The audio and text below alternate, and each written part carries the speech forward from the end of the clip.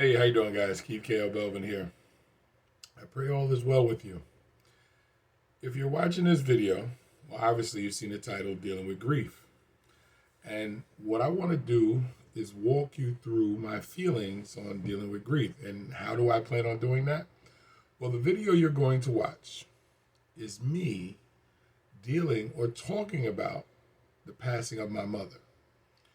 And the video was done the next day. My mother had passed the day before.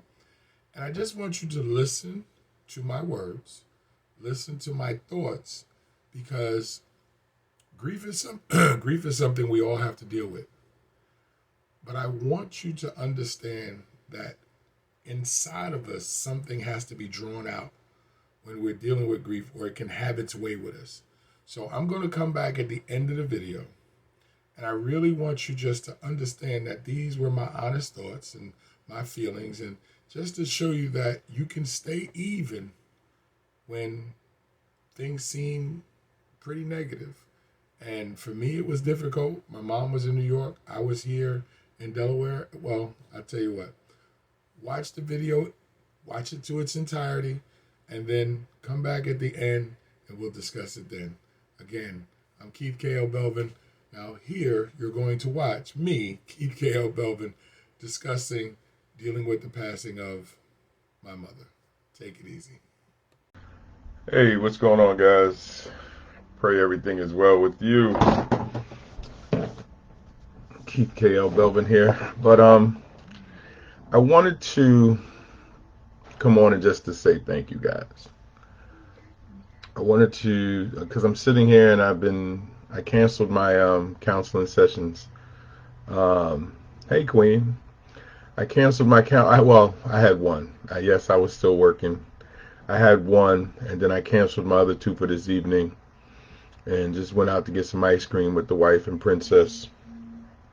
And so I wanted to come on because I'm not a person that sitting around sad is going to change anything. I'm actually been here working and trying to get some things done. Hey, Ashley, thank you. Appreciate you. And so what I realized is, as someone who deals with people in crisis, I'm always considering, what's the best course of action. Always take care of myself. And so for me, it's doing what I do, because I think what I've been trying to do is make sure that my sisters are okay. Spoke to both of them today. They're getting there. It's tough. And spoke to a lot of people. I didn't pick up the phone today, because that was one of the things that I knew was going to be a thing. I knew everybody was going to call, so that's why I put the message out earlier on Facebook, as well as I did the video earlier, so that way anybody who wants to come check for me can come see the video, read the post, and they would know what was going on. Because I think what happens is, in people's very kind spirit, they call and then they want you to relive that whole thing all over again by asking you what happened. And you wind up telling the story 75,000 times. So I have found that in these crisis situations, the best thing is, go ahead, use social media for what it is, to be social, to put information out, and then it allows you to fade to the back. It allows you to move unimpeded, and people will still have a way to reach out to you.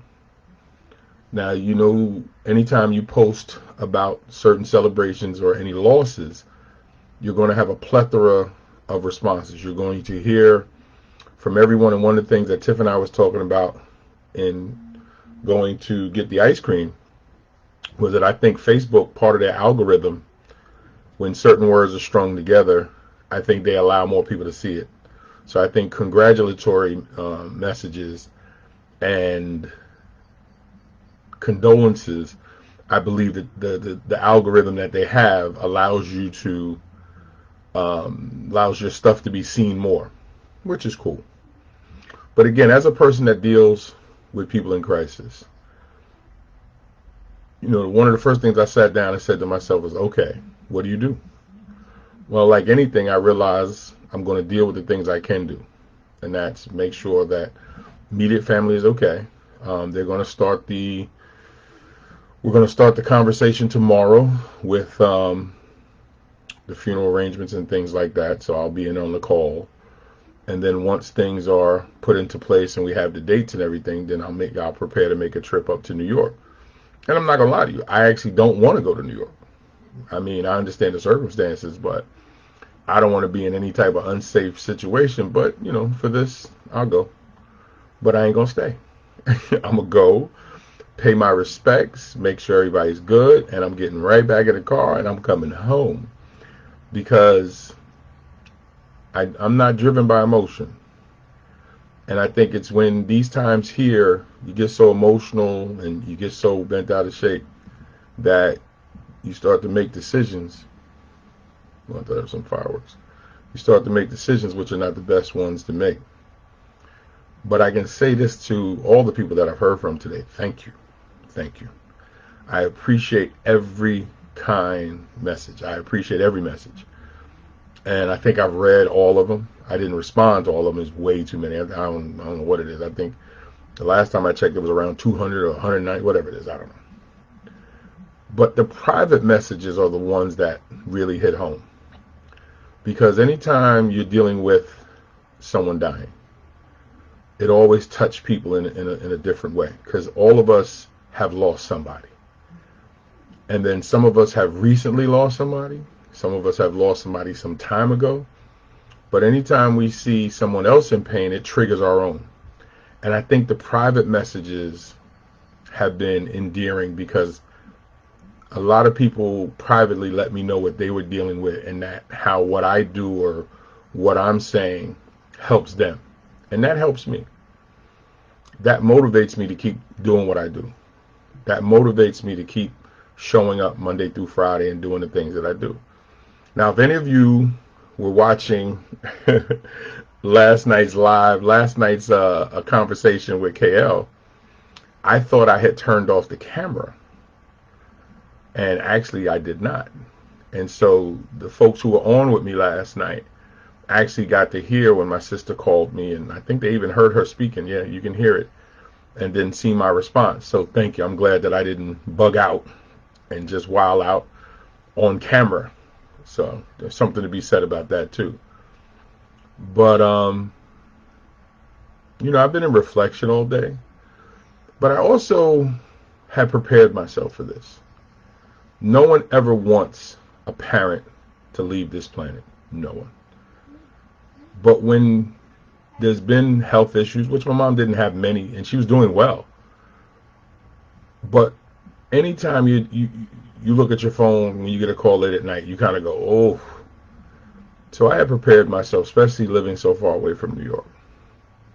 But I think, for me, I think it's the ability to know how to push things to the side and stay in the moment. Now, that doesn't mean that I don't hurt. No, it doesn't mean that. It just means I deal with the hurt a little bit different. That's what allows me to listen to other people's pain and find a way to help them, find a way to make it better for them, is to be able to absorb pain, deal with it, then let it go. And then reading all of the different people's response. I mean, there's people I haven't heard from in a minute. And then when you start to think of all the different pathways of the different people who offered their condolences, that says something too. So again, I want to say thank you. Because every day that I come online, every day that whether it's in my Bible study group or on my page, whatever it is, I'm trying to be a representative of the faith that I claim. And to be to people what I think they need. And that's someone who will listen, someone that they can trust, and someone that cares about them. And so that's what I try to bring to the table. Because I know a lot more people are hurting more than me. And yes, I just like Ashley just said, take care of myself. Definitely. And I think one of my friends last night when she reached out. She was like, just make sure you're okay. Are you good? I said, no, I'm fine. And she said, no, I'm serious. Are you okay? I'm like, no, I'm good. I'm good. So my boys are okay. I talked to my children. Most of them. There's a couple I didn't. And didn't hear from. And I wasn't expecting them to call, believe it or not. You know, sometimes in passing, the situation that you're in don't change. You hope that it cuts through. And sometimes it does, sometimes it doesn't. And I know in the future I'll talk about that too. Because I think everything becomes a talking point, a teaching point. And in a couple of weeks, what is it now, the 26th? In 2 weeks, less than 2 weeks, I go back to my mentor program virtually. So I'm going to have something to share with those young men, and to be able to help them deal with something like this when it comes to them, or when it comes around to them. So again, I just want to say thank you again to everyone, and I want to just let everybody know is that life does not stop because it has stopped for someone that you love. Yeah, it slows down some. Don't get it twisted. Yes, it slows down some. But it doesn't stop. And for all of my brothers and sisters of the kingdom, what it does, or what it should do, is push us closer to God. If we're not as close as we should be, this should line us right back up. So there's a lot of positives that come from a passing, even when it's a sudden one, when it's not something that you're prepared for. Yes, emotionally you're going to be a wreck initially, but as you dig in and as you draw yourself back, you're going to find that there's something that can be learned that can help you, and or can allow you to help somebody else that's going through or is going to go through what you just went through. And so you need to be able to prepare for that, and you need to be able to deal with that. Listening to my sisters, it was tough. They were there. And so all I could do is listen and just try to keep them calm. Can I change that memory? Not at all. Can I reduce how they feel? Well, I can try. But time will do that. Time and a lot of help, which you guys gave by saying all the wonderful things that you said. And I saw both of my sisters posted on social media today. So that lets me know that, their feet are somewhat on the ground. Still shaky, but at least they came to social media to reach out to the people in their circles. That's a good thing. So over these next couple of days, like I said, I took off tonight. I didn't do my show tonight. I could have. I didn't. And so for the weekend, I don't really do any shows for the weekend. I just kind of pop in and out and get myself prepared, because I do 5 shows Monday through Friday. And so I'm going to get right back on my grind, depending on when I may have to go to New York. But like I said, I would be amiss if I didn't come on and say thank you to everybody. Thank you. Thank you for the warm wishes. Thank you for everything. Hell, I even heard from my ex-wife. Wow. We had a conversation. We had the longest conversation yesterday than we've had in 20 years. Let me take that back. Meaningful conversation. We've had some long conversations. But that was the first time we had a meaningful conversation that didn't spiral down into something negative, that didn't have any animosity. And so that shows you that there's a positive that can come from any negative situation. From adversity, sometimes pure joy can be birthed. From some of the worst situations, pure joy can be birthed. So I came on tonight, as I said, to say thank you, but also to let you know I'm okay. And I want you to be okay with me. And I don't want you to worry, but I do want you to pray. And I want you to understand that I'm taking all this in to learn from it, to get stronger from it, Because as I said in the video earlier, I got to be a better husband. Not that I'm not a good husband now. I got to be a better father, a better brother, and a better man of God, and a better counselor, better mentor. And not just because my mother died, but because in my mother's death, it's a reminder that nothing is forever. Nothing. And anybody can go at any moment. And it's not that we don't know that. We know that. It is when we're reminded of that. So as you see, that was me. And I want you to understand something. You might have said, well, why does he sound and seem so calm? Well, part of it is because that's who I am. And I say that because often we expect people to act a certain way because of how we might feel. But understand that everybody handles grief differently. For me, it was focusing on external things and focusing on other people. That's how I dealt with my grief, how I deal with my grief. But I hope when you watch the video that you gain something from what I said.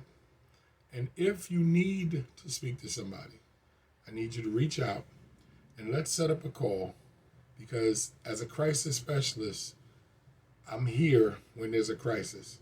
And I felt one of the better ways to show you that was to show you me dealing with my own crisis the day after it happened. Actually, it happened that evening, so it wasn't that long afterwards. I hope that you got something from it. Please leave your thoughts and comments in the chat room. And again, please reach out.